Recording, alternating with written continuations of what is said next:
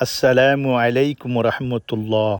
আল্লাহ বলেছেন, জিন ও মানব জাতি, আমার দিয়া নিয়ামত তোমরা কিভাবে অস্বীকার করবে? বলুন তো দেখি, আমরা আল্লাহর দেওয়া কোন কোন নিয়ামত অস্বীকার করতে পারি? কখনো না।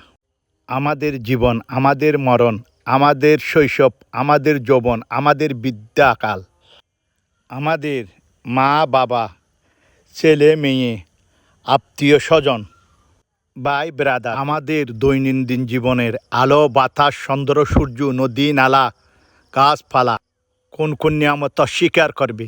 বিসমিল্লাহির রহমানির রহিম। কুনতুম খায়রা উম্মাতিন উখরিজাত লিন-নাসি তা'মুরুনা বিল মা'রুফ ওয়া তানহাউনা আনিল মুনকার তুমিনুনা বিল্লাহি। তোমরা মানব জাতির জন্য শ্রেষ্ঠ জাতি, উদ্বৃত্ত হয়েছেন। তোমরা সৎ কাজে আদেশ দান করো, অসৎ কাজে নিষেধ করো এবং আল্লাহর প্রতি বিশ্বাস স্থাপন করো।